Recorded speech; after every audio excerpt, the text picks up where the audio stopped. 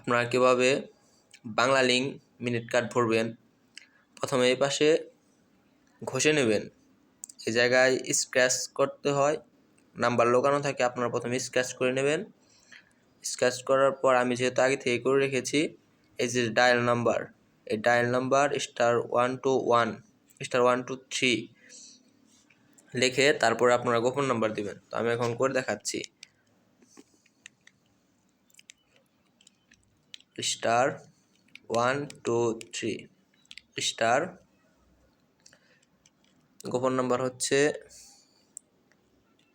712403515.